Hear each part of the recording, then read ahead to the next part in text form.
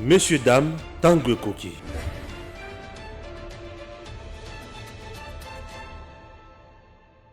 Messieurs, dames, bonjour et surtout bienvenue dans votre émission Tanguy Koki. Tanguy Koki, tout sur la Makamamboka. Voilà, vous êtes sur Edem TV officiel. Stéphane Balamongue, votre humble serviteur. Je suis toujours là pour vous informer, analyser avec des spécialistes, des gens qui maîtrisent bien les questions des fonds. Oui, vous devez savoir que la loi fondamentale en République démocratique du Congo s'appelle Constitution. Et cette Constitution, elle est là pour donner bien sûr l'éclairage à tout le monde et à toutes les institutions. Tout ce qui se passe en dehors de la Constitution, ou soit Essengeli ezala na loi organique, ou soit Essengeli ezala na ordonnance, mais nyonso, ou soit tout ça dans la légalité, tout ça dans la constitutionnalité, mais nyonso vous allez en dehors, il y a Constitution, ou vous allez de mèche avec la Constitution et Kelibanda. Chers compatriotes, au moment où je vous parle, il y a déjà un complot, il y a Batu, Oyo Basangisi, Babanda Sikoyo, pour traquer le président Félix Tshisekedi sur le plan et la gestion naïe. Bakobanda ko bimisa ba dossier sale ya ndenge na ndenge dans les soucis ya ko bebisa image naïe, il y a population congolaise aïnaïe 2023 ezala mabe ponaïe. Puisque j'ai déjà l'information et parmi Batouana, que les grands, je dis bien les grands, hein, bango nyonso baza élargi, mosusu baza na kati ya union sacrée, mais entre temps na sima bazo beta basalko. Je vous assure, je sais ce que je dis. Donc je peux dire tout presque les kabylistes. Oyo belé bazaki na kabila balongwe bakomi na lamuka bakomi ceux qui ensemble ceux qui nini batutu nyonso wana. Basaki peut-être les boke contre le chef de l'État. C'est une information que je donne au Baromona qui est dans la Baché et Talibango. On va parler bien sûr, il y a proposition, il y a loi, il y a Norol Tchadi. Est-ce qu'ils ont énervé la constitution Nabiso Toté? Est-ce vraiment une proposition qui vient là pour diviser ce peuple ou pas? Est-ce que proposition Oyo, ils ont Kolongola Batumusu droit na bango Toté? Bandeko Balandi, on en parle ici. Irrécevabilité, bureau d'études, c'est constitutionnel ou ce n'est pas constitutionnel? Voilà, première thématique, il y a émission Nabiso. La Mouka persiste qui marche, il y a le 29, Bakosala. Mais le gouverneur a l'obiqué de l'aéroport Tipo Matete, pas d'activité politique là-bas, Batika Batoba Salam Sala, Martin Folina Mouzito Balobi, et les allées illégales décision naïe, Bango Bakosala Kakakuna. Voilà. Makambo ezoleka na mboka na biso toza wana po tolobela yango mboka oyo eza na bosenga ekende liboso. Moïse Katumbi était na Goma bisika azali makambo na ya action humanitaire alobi po na ye makambo neti ya loi Tchani ezo intéressé te loko ezo intéressé ezali social ya ba Congolais. Il se bat pour le social ya ba Congolais. Bon voilà. Sera-t-il un bon président un jour dans notre pays? Est-ce qu'il sera vraiment un jour président? Mais bien qu'on a biso à part loi Tchani, ils ont sungaya la présidente Toté. Nous sommes là pour en parler avec maître que vous aviez apprécié, Obosengi Nazonga Soso pour éclairer ce dossier Oyo, maître Richard Bondo Chimbombo. Il est là ensemble avec nous sur ce plateau. Maître Richard, bonjour. Bonjour Stéphane. Tout va bien, j'espère encore. Oui, nous respirons et surtout que nous sommes optimistes pour l'avenir du pays. Et nous maintenons le cap pour que ce pays rayonne et se fasse respecter sur l'échiquier mondial. Très bien. Voilà. Entrons dans le jeu directement avec notre première thématique. Un complot déjà contre le président de la République dans les soucis de salir sa réputation, sa notoriété et l'éloigner du peuple congolais. Êtes-vous déjà au courant de ça? Disons, vous savez, dans ma langue, une fourmi qui est sortie, qui s'est envolée la nuit, est reconnue par les ailes. Ah. Exact. C'est ça, malin. C'est pour cela que je dis, tous ceux qui se complotent contre la marche de la République, finit par se savoir. Rien de caché sous le soleil. Les murs ont les oreilles. Même ceux qui participent à ces messes noires, il y en a qui, une fois sortis, seuls dans leur chambre, décident de dénoncer l'affaire et de la porter sur la place publique. Et c'est comme ça que nous savons ce qui se trame et tous les plans diaboliques conçus, marinés, marronnés, et tout ce beau monde nous rencontrera sur son chemin. Concrètement, ils veulent faire quoi? Leurs actions, c'est basé sur quoi? C'est sûr, ils disent que... C'est qu'ils reprochent bien sûr le régime ou le président. Que rien ne va. Pour eux, rien ne va sans indiquer ce qui ne va pas. C'est tout. Pour eux, rien ne va sans indiquer ce qui ne va pas. Mais ils ont des plans pour soit faire disqualifier le président en 2023, mais c'est le peuple qui a le dernier mot. Parce que lui est déjà président de la République et il a droit à un second mandat s'il se présente. Mais eux ne peuvent pas monter des plans pour discréditer le président de la République. Parce que le problème, c'est que dans cette machination diabolique, il y a ceux qui ont géré avec comme mode d'opération la prédation, comme méthode de gestion, la prédation. Et ceux qui ont ruiné le pays veulent donner des leçons à un pouvoir salué par le peuple qui ne tient compte que des desiderata de ce peuple et qui voudrait donner satisfaction à ce peuple, et le peuple est en train de le vivre. Là où l'on cachait les recettes, aujourd'hui vous avez les recettes. On vous dit dans la transparence que maintenant, il y a 2 semaines, nous avons amassé autant. Et nous voulons les canaliser vers tel ou les orienter vers tel projet d'impact visible au niveau du social, au niveau des infrastructures, par exemple.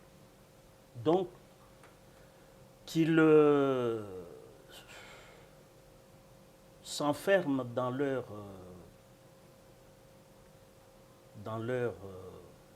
haine, dans leur jalousie, et je crois que le peuple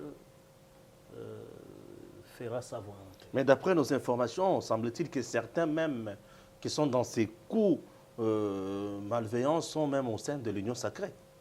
Mais c'est pour cela que je dis qu'il y a beaucoup d'infiltrés partout. De la même manière que ceux qui sont contre notre pouvoir nous infiltrent, nous aussi nous avons le devoir de les infiltrer. C'est comme ça que nous sommes au courant de toutes les machinations.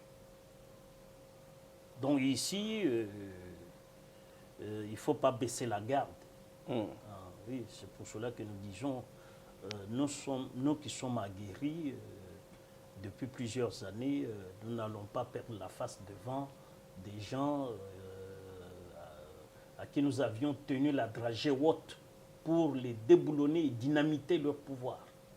Waouh. Voilà. Aujourd'hui, vous êtes là, dites-nous, qu'est-ce qui ne va pas? Vous reprochez aussi de quelque chose dans cette gouvernance? Non. Vous reprochez déjà de quelque chose aussi? Dans la gouvernance, à part les brebis galeuses qui viennent avec les détournements. Oui. Et puis la tendance, le penchant à vouloir s'enrichir rapidement par certains cadres de notre pouvoir que nous dénonçons. Par exemple, on vous donne un projet, le projet est pour $100, mais vous prenez $80, vous l'exécutez à concurrence de $20, et le peuple ne voit rien sur terrain. Voilà les gens qui sont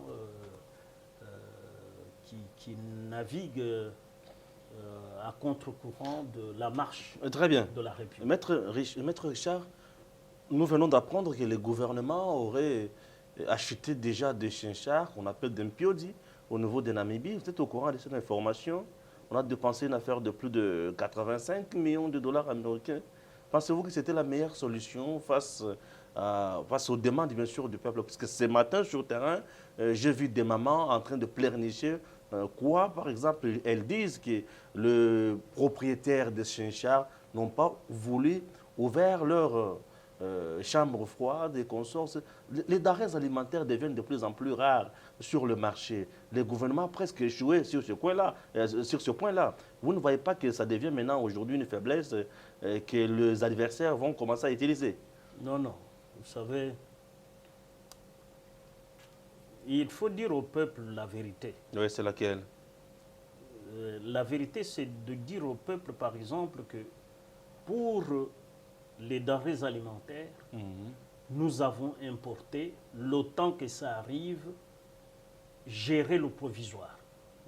Mais pour moi, la solution, c'est de savoir mettre à profit nos lacs, très bien, nos rivières, très nos bien. ruisseaux, notre fleuve. Oui. C'est ça l'idéal. Très bien. Et je crois que le gouvernement, avec le séminaire sur l'agriculture, tout ça, on va y voir la pêche, l'élevage. Et je crois que d'ici là, peut-être pour moi, avant 2023, le peuple commencera à recouvrer son souffle. Mettre à profit nos lacs, nos ruisseaux, nos rivières, fleuves.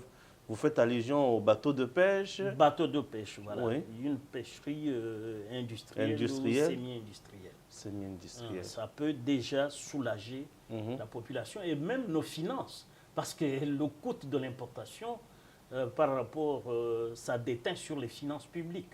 Oui. C'est pour cela que moi je dis, si nous arrivons à exploiter sérieusement ce que nous avons, comme, disons, providence ici que Dieu nous a donné, avec nos lacs, nos ruisseaux, nos rivières, notre fleuve, nous pouvons résoudre nos problèmes alimentaires et même ceux de l'extérieur. Nous pouvons résoudre tous ces problèmes parce qu'on peut s'approvisionner à partir de chez nous pour nourrir les pays voisins. Par exemple, nourrir le Tchad, le Centrafrique, le Niger, tout partirait de chez nous. On a tout pour nourrir, même l'eau. Nous pouvons revendre ça parce que l'eau devient aujourd'hui de plus en plus un bien économique. Mais nous risquons d'entrer dans la guerre d'eau, puisque là, le Tchad voulait même prendre notre eau et de gré ou de force. Moi, je crois qu'il y a nos frères tchadiens ne peuvent pas nous faire la guerre parce que vous savez que l'armée tchadienne, c'est nous qui avons formé ces gens à Kotakoli, à Kitona, à Mbanzangou. Dans le temps. Dans le temps, oui. Mais aujourd'hui, peut-être ils se sont déjà spécialisés dans... Non, donnons seulement des moyens à notre armée, vous verrez qu'il n'y en a pas deux en Afrique. Il s'agit de quels moyens? Peut-être l'armée égyptienne, peut-être, mais nous avons... Avez-vous déjà été une fois en Angola, à Luanda? Je n'ai jamais été en Angola, mais tout ça, nous avons formé des gens, nous, qui sont capables. Il faut simplement équiper notre armée. Et ça va venir. Très bien. C'est en train d'arriver. Avec le président Tshisekedi, je crois qu'il sait ce que c'est la sécurité. Il en a une idée très claire. Très bien. IGF aujourd'hui, comment vous trouvez le travail? Mais c'est un ange pour la République. Gilles Lunguetti. Oui, c'est un ange pour la République. Un esprit bienfaiteur. Parce qu'il protège nos finances. Il protège nos ressources. Vous savez, c'est vraiment notre ange gardien parce que, gardien de la République. Pourquoi? Parce que il suffit que le gestionnaire intériorise l'image de Jules Alinguetti ou voit un portrait robot Jules Alinguetti, il ferme sa main qui était déjà ouverte à toucher à la caisse de l'État. Il dit non, je m'abstiens. Voilà. Donc Jules Alinguetti, c'est un ange gardien de la République. Jules Alinguetti est un ange gardien de la République. Là, c'est Maître Richard Bondo qui dit que Jules Alinguetti, c'est un ange gardien de la République. Il y a un scandale au niveau du ministère des Finances et des Sports. Le ministère des Sports dit avoir décaissé l'argent pour le compte de la fédération, une affaire de plus d'1 million de dollars américains. L'UGF vérifie et se rend compte que l'argent n'a pas été versé sur le compte de la FECOFA RDC, mais plutôt de la Fédération du Congo-Brazzaville. Voilà, vous savez, c'est compliqué. Là. Oui. Donc maintenant le problème, vous avez un ministre qui se permet de déposer l'argent sur un compte dont le prestataire est étranger. Voilà la vertu de la loi Tchani. Oh. C'est-à-dire, quand tu es Congolais de père et de mère, est-ce que tu peux faire ça? Mais le président venait de dire tantôt que ce ne sont pas uniquement les Congolais de père et de mère qui peuvent faire mieux, puisque ce pays a été aussi détruit par les Congolais de père et de mère.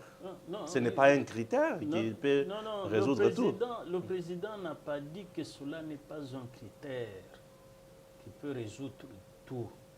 Non, le président dit simplement que le problème n'est pas d'être de père et de mère. Le problème est d'être conscient des responsabilités que l'État vous a confiées. L'État n'a pas confié des responsabilités au ministre des Sports pour faire fuir nos capitaux à l'étranger.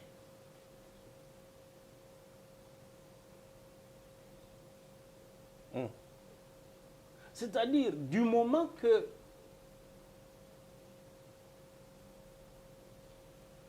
dans votre être,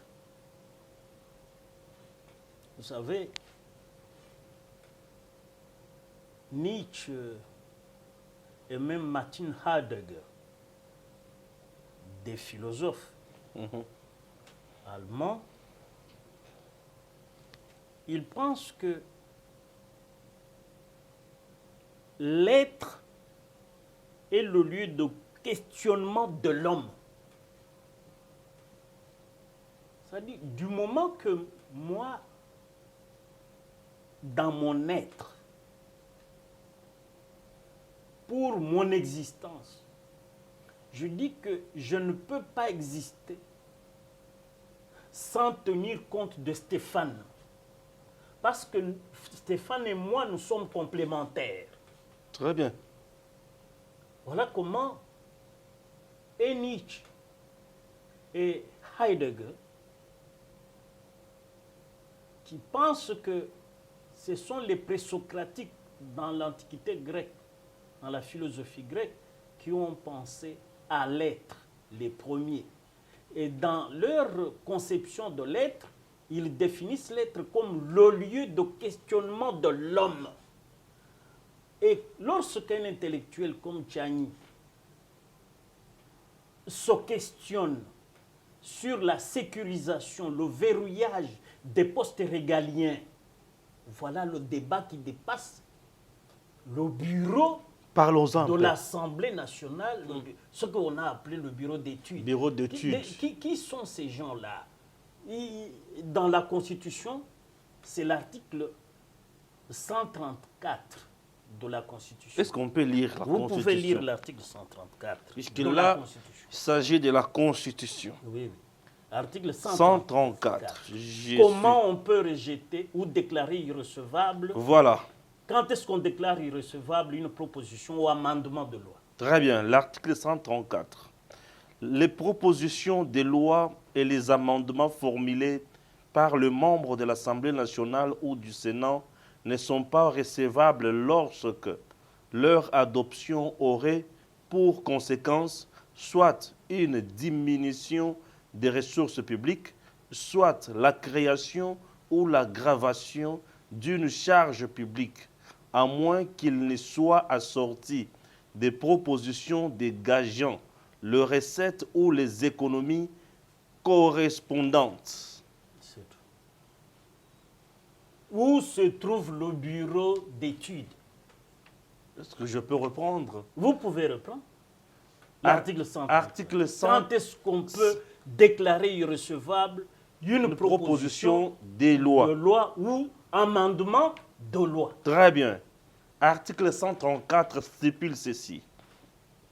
Les propositions de loi et les amendements formulés par les membres de l'Assemblée nationale ou du Sénat ne sont pas recevables lorsque leur adoption aurait pour conséquence soit une diminution des ressources publiques, soit la création ou l'aggravation d'une charge publique, à moins qu'il ne soit assorti des propositions dégageant les recettes ou les économies correspondantes. Oui, la proposition d'amendement de la loi électorale de Tchani, parce que c'est simplement les amendements. C'est sur la loi, c'est sur la nationalité. Non, non, Bon. c'est sur la loi électorale voilà, comme voilà. critère pour être éligible, parce que ça, c'est l'exercice du droit politique. Et je vous ai dit dernièrement que les droits politiques, c'est les droits qui sont prévus au dernier alinéa de l'article 5 de la Constitution, ainsi qu'à l'article 11 de la même Constitution, sauf les critères comme exception prévus par la loi. C'est la loi électorale elle-même. Il n'y a pas une autre. Or, dans la loi électorale parle de l'exercice des droits politiques, tel que prévu à ces articles que je viens de vous citer. Pourquoi? Parce qu'il faut être électeur ou être éligible. Seul l'élu ou l'électeur, c'est-à-dire nous, les Congolais, le peuple, qui exerçons le droit politique en élisant nos représentants. C'est la souveraineté dont parle l'article 5 de la Constitution. Et les droits politiques sont exercés par les Congolais. C'est différent de la fonction publique prévue à l'article 13 où il n'y a aucune discrimination. C'est pour cela qu'il faut faire ce que l'éternel et l'immortel Mabika Kalanda a appelé la remise en cause. Il faut que le questionnement intellectuel, c'est ça, Tchani se remette en cause. Il dit le Congo a souffert parce que nous avons eu des dirigeants dont ils sont des Melchisedec. On ne connaît ni l'origine, ni parents, on ne sait pas d'où ils sont venus. Oui. Maintenant, il faut verrouiller. Voilà la remise en cause dont parlait Mabika Kalanda, qui est le questionnement aujourd'hui de l'intellectuel congolais Tchani. Alors, lorsque vous lisez cette disposition, où est-ce que dans l'amendement de la loi électorale, on trouve l'aggravation des dépenses ou l'augmentation des dépenses publiques pour que cet amendement soit déclaré irrecevable? L'article 134, vous l'avez lu, et qui propose ça? Un bureau, paraît-il, d'études, composé de qui? Des personnes dont la scientificité est douteuse. Vous connaissez ces gens? Non, je ne les connais même pas. Mais s'ils étaient de véritables exégètes, voilà. Nous avons été formés comme exégètes dans l'analyse des textes. Mais ces gens qui sont soi-disant au bureau d'études, est-ce que c'est des exégètes qui peuvent comprendre ce qu'on appelle par exemple le sens d'une virgule, la virgule d'Oxford, par exemple. C'est difficile. Vous savez, tout le monde dit « Oh non, je suis au bureau d'études ». Mais le bureau d'études qui t'a nommé là-bas, c'est ton cousin, c'est ton grand frère, c'est ça, on t'a trié parce que tu étais chômeur, tu n'avais pas d'emploi. On te met là-bas, oh non, je suis au bureau d'études, et tu essaies de remettre en cause le génie congolais. C'est pas sérieux, ça. Ça fait pas sérieux. J'ai entendu même un élu en moi dire que le bureau d'études a tranché. Quel bureau d'études? Composé des scientifiques. De quels scientifiques? Et mon élu qui le dit, c'est avait un créneau, Mwanakolo Lopan. C'est-à-dire de père et de mère. Propriétaire. Et les entendent. Voilà. Alors, tu trouves que cette façon de réfléchir pose problème pour les gens qui sont détenteurs de diplômes. Qui sont les membres de ce bureau d'études? On nous dit que la proposition de loi Tchani fâche bien sûr la constitution congolaise. Non, nullement. Elle est discriminatoire, puisqu'on nous parle de l'article 10, 12, 13. Est-ce que vous pouvez nous expliquer ça? Si c'est la loi électorale qui, à partir on dit que ça vise à changer même la constitution. Lisez l'article 11 de la constitution. L'exercice des droits politiques. L'article 11, titre 2 d'abord, des droits humains, des libertés fondamentales et des devoirs du citoyen et de l'État. Chapitre 1er, des droits civils et politiques. Voilà. Article 11. Tous les êtres humains naissent libres et égaux, en dignité et en droit. Toutefois, la jouissance des droits politiques est reconnue aux seuls Congolais, sauf exception établie par la loi. Critères établis par la loi. L'exception, là, ça veut simplement dire les critères établis par la loi. Reconnus aux seuls Congolais. Mais qui est Congolais? Les seuls Congolais, nous tous, on peut être Congolais. Et c'est pour cela que le président de la République, dans sa réponse, il dit il y a les assimilés congolais aussi qui sont des patriotes, qui sont des nationalistes, qui privilégient l'intérêt supérieur. Il y en a, nous ne disons pas qu'il n'y en a pas. Cependant,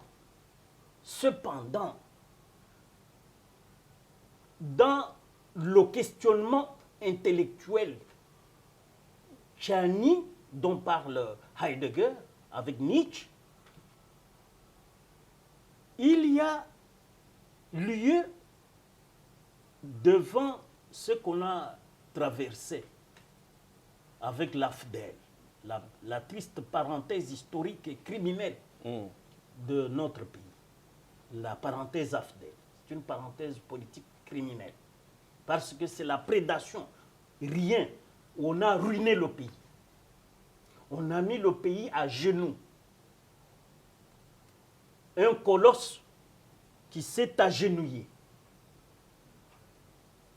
C'est pour cela que Tchani, devant ce désastre, devant ce gâchis, Tchani dit, il se rappelle un peu la remise en cause de Mabika Kalanda, est-ce que nous ne pouvons pas, nous Congolais, cette fois-ci, voir quel est l'idéal pour sauver la patrie de tous les métèques qui convoitent la République. Et Tchani propose un critère, simplement pour que les postes régaliens ne soient confiés aux Congolais de père et de mère, vous savez que dans ce pays, il y a eu la zaïrianisation. Oui. On avait donné, Mobutu voulant créer 300 familles riches congolaises, avait donné à 300 Congolais les sociétés des étrangers, la zaïrianisation. Mais les PDG de ces sociétés ou les délégués de ces sociétés ont tout mis par terre. Ouais, mais pourquoi? C'est pour cela que je dis, il y a des assimilés qui ont sauvé la face. Par exemple, Gaman. Oui, oui. Qu'on a mis à genoux aujourd'hui, hein? Non, mais bon, il prend sa retraite, sa famille est toujours, garde toujours sa fortune. Mais il a donné à manger aux Congolais. C'était un expatrié. C'est pour cela que nous disons, il y a des assimilés que nous pouvons admettre dans le secteur économique, mais pas pour l'exercice, ça c'est la jouissance économique, mais pas pour la jouissance politique. La politique, ce n'est pas l'affaire des assimilés. La politique, c'est l'affaire des autochtones, c'est l'affaire des originaires du pays. Maintenant, là, il y a aussi un souci. Oui. Qui est congolais d'origine? On nous dit... Non, ça a été déjà défini. Oui. À l'époque du Zaïre, la loi électorale avait dit être de père et de mère pour être président de la République. Là, c'est à l'époque du Zaïre. On a dit Congolais zaïrois d'origine, virgule, de père et de mère. Voilà. À l'époque du Zaïre. C'est déjà défini, c'est ça. Mais à l'époque du Zaïre, Maître Richard. Ça s'appelle la tradition.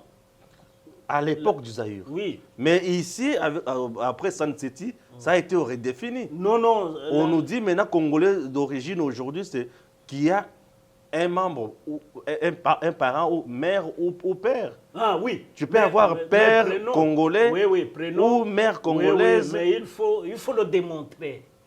Comment le démontrer? Il faut le démontrer. Moi, je peux avoir un père congolais, une mère rwandaise. Je suis congolais d'origine. Oui, tu es congolais d'origine. Oui. Il faut démontrer que l'un de tes parents est congolais.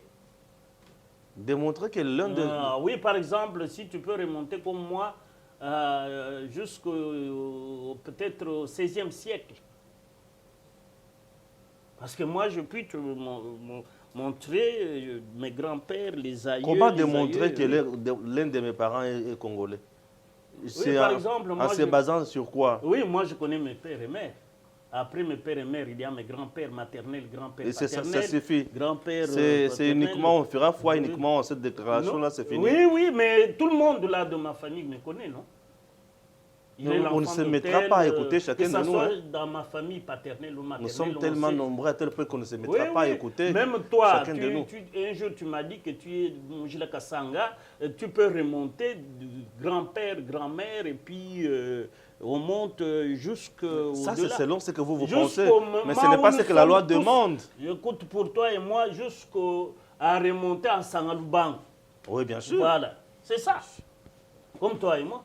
Oui, Sangalouban, oui, mais toi au moins tu sais que nous venons de Sangalouban, mais il y en a qui ne connaissent pas d'où ils viennent, mon cher ami. Comment voulez-vous que ces gens-là soient congolais? De père et de mère. Ils ne savent pas d'où ils viennent. J'étais quelqu'un, j'ai dîné avec un haut responsable dans ce pays. Oui. Et quand les passeports sont sortis, on devait indiquer les villages, je ne sais pas, le passeport, je crois, semi-biométrique. Oui, ce passeport semi-biométrique. Ah, biométrique. Là. Mais, il me disait, mais moi, je n'ai pas ça ici. Comment il n'a pas ça là? Oui, mais c'est quelqu'un qui a exercé de très hautes fonctions. Je dînais avec lui. C'est qui? Non, je ne peux pas le citer par décence.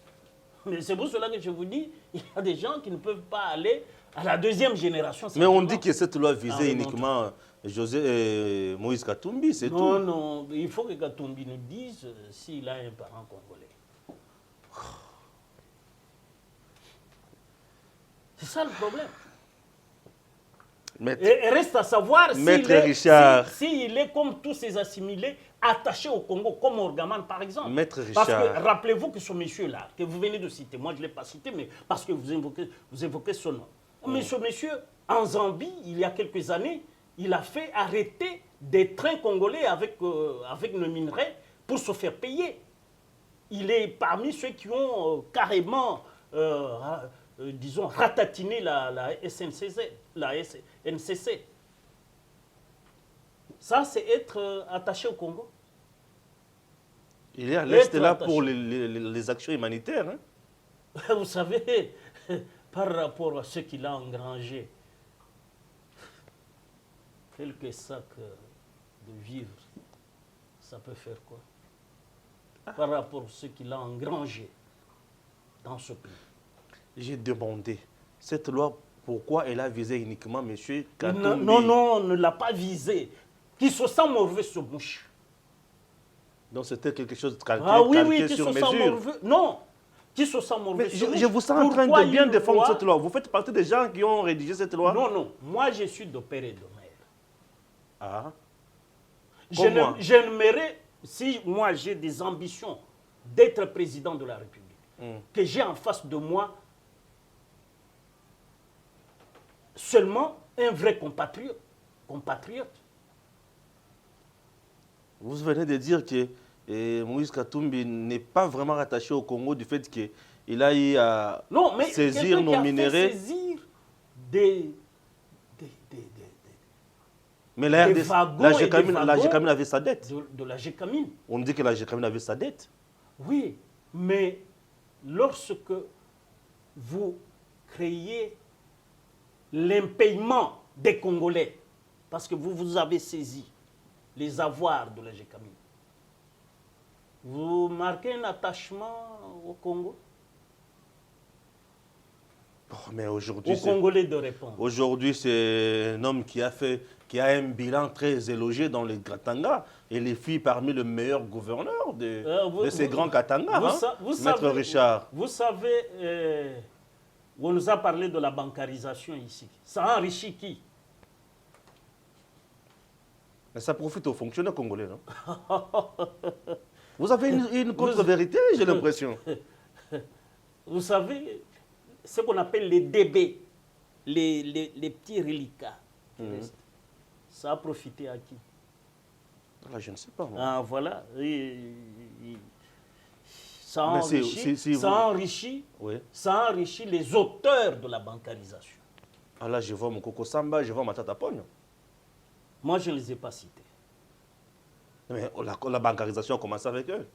Mais mon cher ami, c'est pour cela que je vous dis, ce n'est pas n'importe qui doit être élu président de la République. Rentrons au niveau de l'Assemblée nationale. La loi Tchani a sa vertu. La loi Tchani a sa vertu. Mais au niveau de l'Assemblée nationale, on nous dit encore que cette loi risquerait de nous amener encore à modifier la Constitution et l'article, on nous dit l'article 12. Je peux lire aussi, on nous parle de l'article 12. Oui. L'article 10, c'est une loi qui... 12, je vais lire. Que c'est une loi qui s'oppose aussi à la nationalité, puisque tout est déjà bien réglementé bien sûr. Tous les Congolais sont égaux devant la loi et ont droit à une égale protection des lois. Oui. Mais pourquoi uniquement des pères et des mères doivent devenir des présidents et des semi-congolais mais c'est la Constitution qui le dit aux articles 5, dernier alinéa. Je vais lire. Et article 11, non, vous l'avez lu. Je vais lire d'abord l'article 5, dernier alinéa. Sans préjudice des dispositions des articles 72, 102 et 106 de la présente Constitution, sont électeurs et éligibles. C'est ça les droits politiques. Et être électeur et éligible est réservé aux Congolais. Être éligible est réservé aux Congolais. Continuez et terminez. Je vais lire. Non, je recommence. Mais je vois des virgules là, non? Oui. Sans préjudice des dispositions des articles 72, 102, et 106 de la présente Constitution, virgule. La virgule a une signification dans la Constitution, vous allez expliquer. Oui. Sont électeurs et éligibles virgule, dans les conditions déterminées par la loi, tous les Congolais de deux sexes Voilà. âgés de 18 ans révolus et jouissant de leurs droits civils et politiques. Maintenant, vous allez au droit politique à l'article 11. Article 11. Tous les êtres humains naissent libres et égaux en dignité et en droit. Point. Oui. Et puis, Toutefois, virgule, cependant, néanmoins, la jouissance des droits politiques voilà, est reconnue au seul Congolais, voilà. virgule, sauf exception établie par la loi. Qui voilà. est Congolais Moutou Aza Awa depuis 1960? C'est vrai. C'est celui qui est Congolais. Oui, tu es Congolais. Oui. Mais il faut... Congolais d'origine, puisqu'il y a aussi une nuance, maître. Je vais vous amener quelque part. Est-ce que les Belges Oui. qui étaient ici en 59, qui a vu la naissance, de l'indépendance, l'arrivée de l'indépendance en 60, lui aussi peut se dire qu'il est Congolais, non? Parce qu'il est né au Congo. Ah ben, il est déjà Congolais, puisqu'il a été... Il est né sur le sol congolais. Il est né sur le sol congolais. Oui. Non, il ne l'est pas. Parce qu'il n'est pas d'origine. Congolais d'origine. Ses parents ne sont pas Congolais, d'abord. Il est Congolais par le sol. Non, chez nous, c'est le sang. Chez nous, c'est le sang. Ah oui. Et le sol n'existe pas. Le Congolais, Youssou dit non. Le Congolais du sang, c'est-à-dire des pères et mères. Maître, Père et mère. Maître, aujourd'hui, pour devenir non, député national... Au fait, chez nous, c'est les deux. Oui, bien sûr. Mais combinés. Les deux combinés. Oui, oui, c'est-à-dire inclusif. Et lorsque un aspect manque... C'est cumulatif chez nous. C'est cumulatif, voilà. Oui. C'est cumulatif. C'est-à-dire, tu es du sol, tu es aussi du sang. Du sang. Mais le Congolais né, par exemple, à l'étranger... De père et de mère à l'étranger. Il manque le sol. Il manque le sol, sauf si lui, disant, exploitant le sang, il dit qu'il est Congolais, mais il ne peut pas prétendre au poste régalien. Voilà. C'est celui qui a les deux qui peut prétendre. Voilà. Mais dans la nouvelle loi que nous avons... C'est une discrimination positive. Oui, mais on dit que cette loi, la loi Tchani, c'est une loi d'exonophobie. Non, non. Vous savez, il y a des gens qui ne comprennent pas les concepts. C'est pour cela que nous, on a fait l'exégèse pour ça.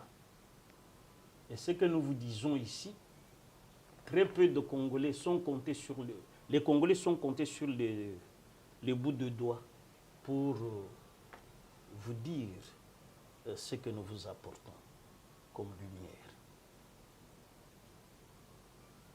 Parce qu'il faut être exégète pour comprendre ce qu'un texte dit. On rentre encore au niveau de l'Assemblée nationale.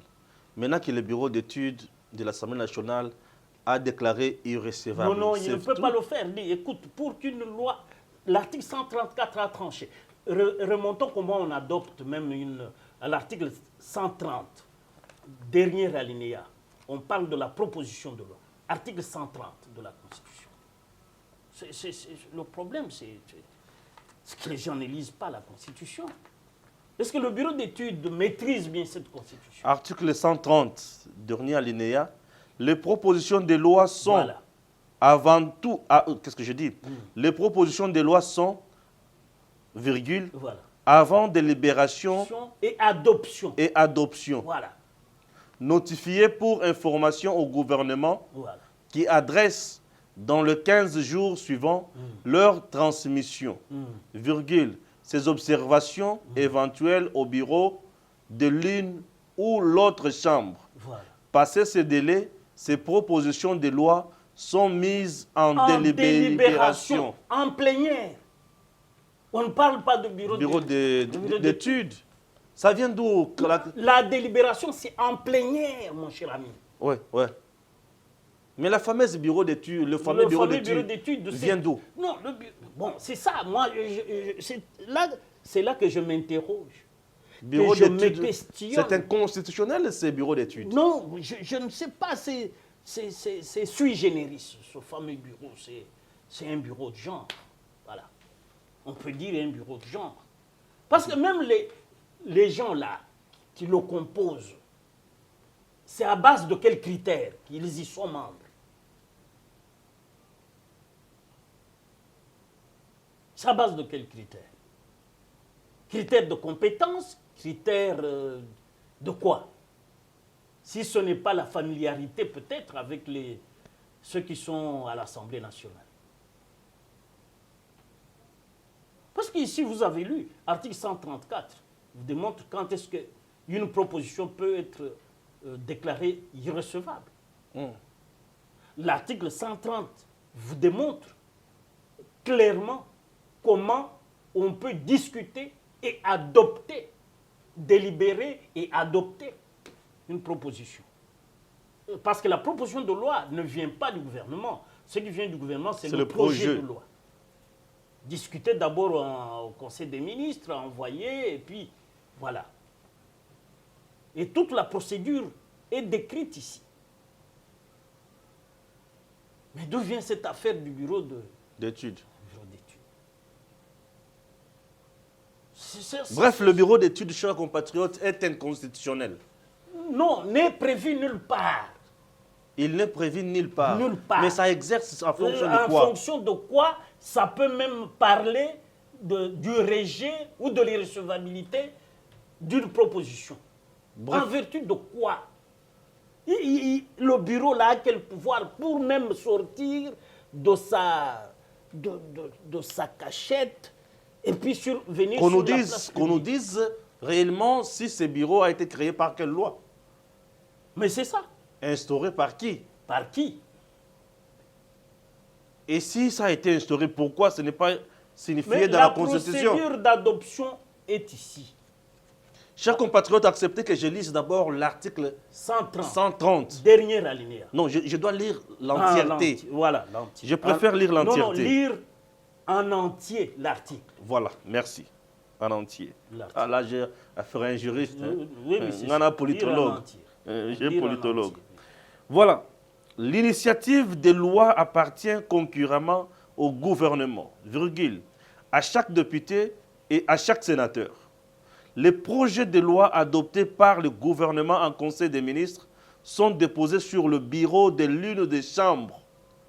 Toutefois, s'agissant de la loi de finances, le projet est impérativement déposé dans le délai prévu à l'article 126 sur le bureau de l'Assemblée nationale. Les propositions de loi sont avant délibération. C'est là. Et qu'est-ce que j'ai dit? Les propositions de loi sont avant délibération et adoption, notifiées pour information au gouvernement qui adresse dans les 15 jours suivant leur transmission ces observations éventuelles au bureau de l'une ou l'autre chambre. Passé ces délais, ces propositions de loi sont mises en délibération. Point. Nulle part ici on nous parle du bureau d'études. Assemblée nationale, une chambre censée voter des lois, mais qui essaie un peu de nous plonger dans la cacophonie, dans la confusion. Chers compatriotes, État des droits, Toto Samibeko, bureau d'études soi-disant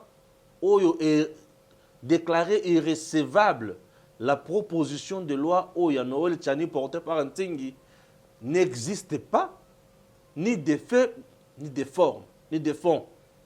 Ça n'existe pas. Donc c'est quelque chose de créé qui n'a ni tête ni queue.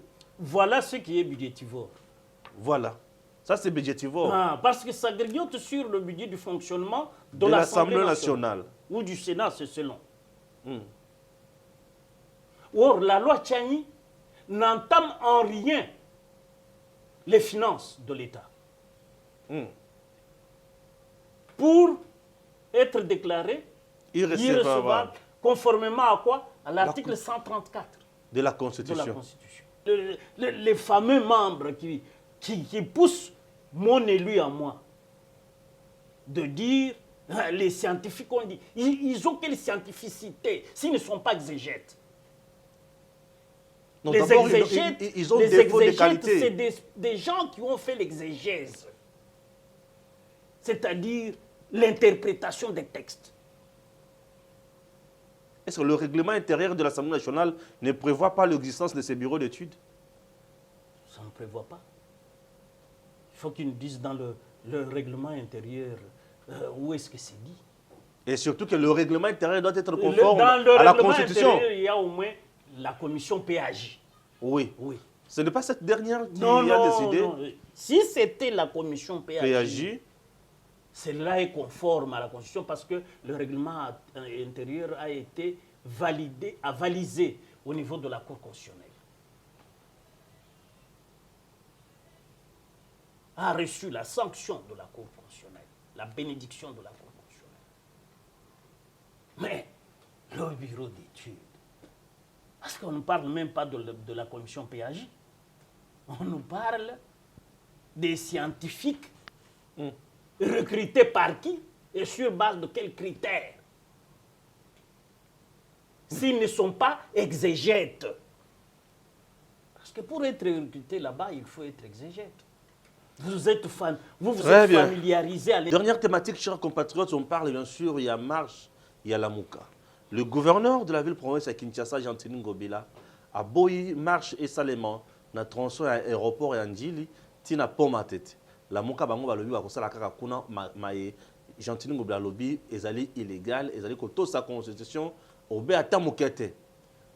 Mwana mboka maître Richard Bondo a lobi nini. Merci beaucoup, Stéphane. Mais avant de vous répondre sur cette question, je voudrais préciser sur ce que j'appelle le débat contradictoire. Très bien. Le fameux bureau d'études aurait dû inviter Singh Pouloul, parce que c'est lui qui a endossé la loi Tchani. Oui. Et même Tchani, pour un débat contradictoire avant de passer une communication controversée, malheureuse, selon laquelle la proposition a été déclarée irrecevable.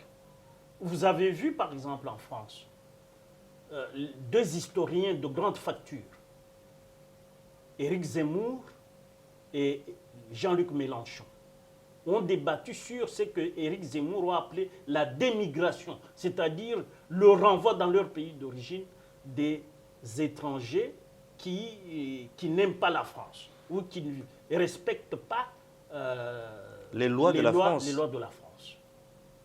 Il y a eu un débat entre deux historiens, de grands historiens politiques français. C'est ce qu'on devait faire. C'est le contradictoire, le débat contradictoire qui fait la force du génie politique d'un peuple. Alors, pour passer à la marche, vous savez, moi ça ne m'étonne pas. Rappelez-vous que jusqu'à 48 heures du vote, c'était casser les machines à voter. Donc ils sont dans leur logique insurrectionnelle. C'est leur ADN. Pour moi, ça ne m'étonne pas. Et le gouverneur a bien vu, il est très bien inspiré. Pour sa position-là, moi, je tire mon chapeau. Le gouverneur Ngobila. Il a vu juste. Ces gens qui ont raté la marche du 15, vous leur donnez l'occasion de se comporter en insurgé le 29. Gouverner, c'est prévoir. Le gouverneur de la ville de Kinshasa ne peut pas permettre une marche ratée à revenir le 29, rater le 15 pour revenir le 29. Parce que ils peuvent venir avec un plan. Et le plan, nous le savons, c'est de saboter tout ce que le peuple est en train de savourer sous le règne du président Félix. Voilà pourquoi le gouverneur a vu juste et il dit non, ce périmètre-là, c'est une zone qui n'est pas éligible aux manifestations. Très bien. Voilà, chers compatriotes, vous avez compris. Nous voici à la fin de notre émission Tango Koki. N'oubliez pas de vous abonner. Appuyez là où c'est écrit, abonnez. Appuyez également la cloche pour recevoir nos liens, bien sûr, ou nos vidéos, les notifications surtout. Et surtout, partagez cette émission.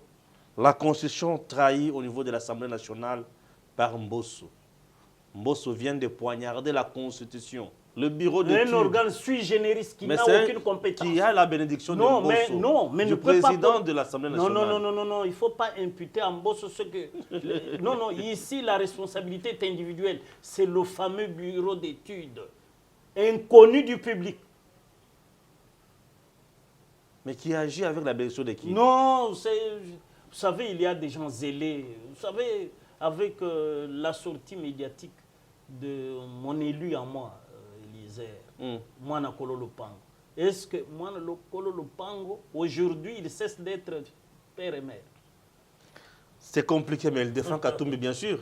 Alors, moi, bureau Oyo, ceux qui Mbosso Tiki Angwe Moussala Moussala, et qu'on discrédite Moussala Naye. Puisque ils ont répondu à un critère de mon côté. Ils ont existé, la constitution est bien côté. Et le président de la République, où ils allaient garant aussi à bon fonctionnement de l'institution, et c'est un peu que le Kakoye, ni les autres de l'Assemblée nationale.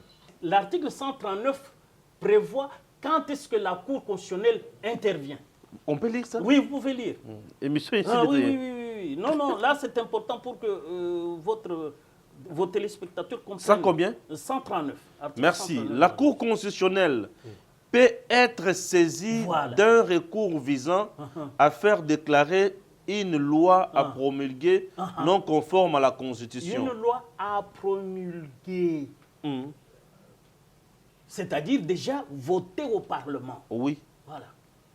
Par le président de la République dans les 15 jours qui suivent la transmission à l'effet de la loi définitivement adoptée, le Premier ministre dans les 15 jours qui suivent la transmission à l'effet de la loi définitivement adoptée, le président de l'Assemblée nationale ou le président du Sénat dans les 15 jours qui suivent son adoption définitive. Un nombre de députés ou de sénateurs au moins égal au 10e des membres de chacune des chambres dans les 15 jours qui suivent son adoption définitive. Définitive, voilà. Or, ici, on n'a même pas encore délibéré, parce que je vous ai montré à l'article 130, dernier alinéa, qu'il faut d'abord que la loi passe en délibération et être adoptée. Très bien, voilà. Merci beaucoup à Maître Richard. C'est moi qui vous remercie, mon cher. Du cours, par exemple, toujours éclaircissement et belé à Makambo. Vraiment, merci et à très bientôt. À très bientôt.